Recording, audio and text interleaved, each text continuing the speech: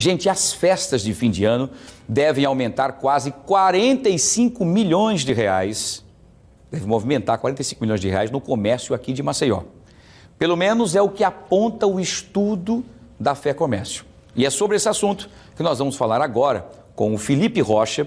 Felipe Rocha, que é inclusive o assessor econômico do Instituto, lá do FEComércio, que vai explicar para a gente esses detalhes todos. E a gente quer saber exatamente o seguinte, com o Felipe que está aqui via live, né, Felipe? Exatamente, saudades do amigão, né? Prazer tê-lo aqui conosco, boa noite, seja bem-vindo aqui ao Cidade Alerta Alagoas. E o que a gente quer saber, Felipe, é o seguinte, em se tratando de um ano, por exemplo, com a intensa crise, que nós estamos vivendo, econômica, e todo mundo tem acompanhado isso nesses 7, 8, 9 meses, quer dizer, o ano de 2020 já começou com uma dificuldade grande por conta da pandemia e muito mais.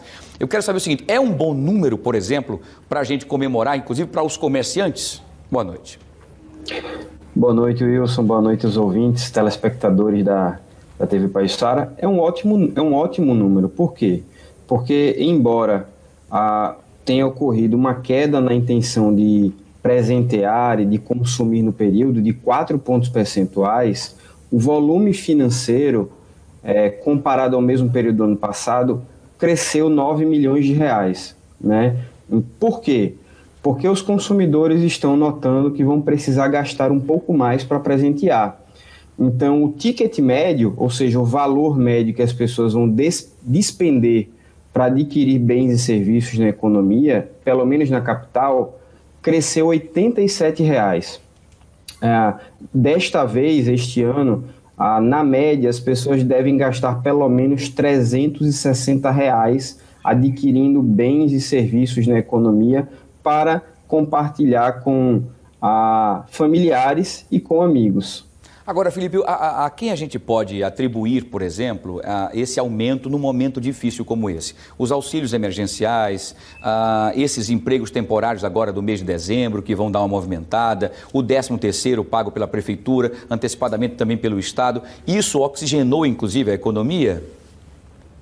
Sim, existem 2 fatores que explicam, o primeiro é a inflação, já é bem percebido pelo consumidor, já ao ir aos supermercados, de que os preços dos produtos aumentaram muito, consideravelmente. Então, ele já percebeu que ele vai ter que gastar um pouquinho mais. E o outro fator, que é o que você já acabou de citar, nós temos o 13º, de prefeituras, do governo, de servidores federais, dos trabalhadores seletistas também. Nós temos o auxílio emergencial, que perdura até o final de dezembro, e nós temos também o saque emergencial do FGTS, que estará disponível também para alguns colaboradores, alguns trabalhadores, neste mês de dezembro, e deve injetar também um acréscimo de renda extraordinária que vai permitir, é óbvio, os consumidores a comprarem um pouco mais e a confraternizarem, mesmo nesse momento de pandemia. Agora, Felipe, nós vamos virar o ano para 2021. Continuamos com a pandemia, aguardando as vacinas e tudo mais, estamos ainda com a pandemia. As pessoas acham que virando o ano, que o problema todo é o ano de 2020, a culpa é do ano de 2020. Ele saiu em 2021, está tudo bonito, voltou a cura, voltou tudo. Isso não acontece. Inclusive, você citou um assunto importante, que é o término do auxílio emergencial. 2021 não teremos isso. Já se tem aí, então, uma prevenção ou uma projeção de que haverá diminuição, inclusive, de consumo? Haverá, tanto é que com a redução do próprio auxílio de 600 para 300 reais desde outubro, milhares de pessoas, milhares de consumidores brasileiros já reingressaram, infelizmente, para os bolsões de pobreza e de extrema pobreza. Então, perceba que ao diminuirmos em 300 reais o valor do auxílio, muitas pessoas voltaram à situação de pobreza e de extrema pobreza. Quando o auxílio terminar, na virada do ano, as pessoas que não estavam na pobreza ou na extrema pobreza também serão jogados para esses bolsões de pessoas nessa situação. E o consumo irá diminuir bastante. Por quê? Porque o auxílio emergencial foi dado a pessoas que nunca receberam nada na vida, nunca nem tiveram um emprego também. Então, esse acréscimo de renda familiar para muitas famílias que nunca tiveram renda foi um incentivador de consumo, principalmente do segmento de alimentos, que foi o que mais sofreu com a inflação, né? A inflação, obviamente, não foi por conta do auxílio emergencial. A gente viu que diversos fatores levaram à inflação, como o próprio dólar alto, né?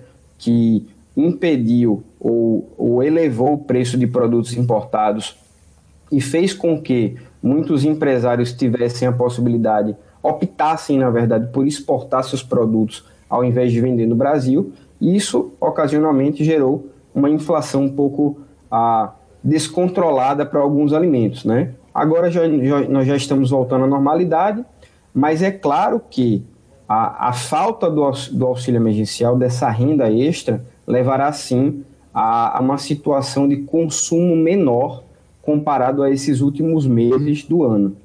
Muito bem, Felipe, muito obrigado pelas suas informações, sempre didáticas, importantes, né, para a gente poder entender, e isso acende aquela luz amarela das pessoas que estão recebendo seus auxílios emergenciais, que nesse final de ano talvez achem que estão ricas. Recebi o auxílio emergencial, tenho o FGTS, então vou gastar tudo. Calma, porque a virada do ano é o fim do ano, não é o fim do mundo, e tem o 2021 que virá um pouquinho mais apertado, um pouquinho mais difícil, para poder você guardar um dinheirinho para se segurar até que as coisas voltem à normalidade. Essa que seria a dica, né, Felipe?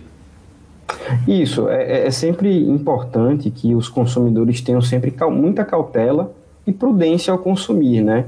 Aqueles que estão desempregados, que estão recebendo o auxílio emergencial, entendam que essa renda extraordinária, pelo motivo da pandemia, vai acabar, né? Não haverá prorrogação desse auxílio. Então, tente poupar um pouco, o que já é pouco, né? Mas tente poupar para que nos meses de janeiro, de fevereiro, até conseguir um emprego, uma recolocação no mercado de trabalho, ou que tente pelo menos utilizar uma pequenina parcela para empreender ou microempreender no seu próprio bairro ou em algum lugar que lhe permita gerar um pouco de renda e não depender mais tanto assim do auxílio emergencial. A gente sabe que é muito difícil, mas para quem já tem emprego, evite também o descontrole. A gente viu na pesquisa do nosso Instituto Fé Comércio de que muitas pessoas vão utilizar o 13º para quitar dívidas. Então, esse é algo muito positivo de como utilizar o 13º, né? Pagar dívidas anteriores, poupar e reservar uma parte para o que nós já sabemos que ocorre em janeiro, que são os tributos, material escolar, entre outros tipos de contas a pagar, que já é notório a ser pago em janeiro. Perfeito, Felipe, exatamente isso. Que sigamos então as suas dicas fantásticas, especialmente de especialista. Muito bem.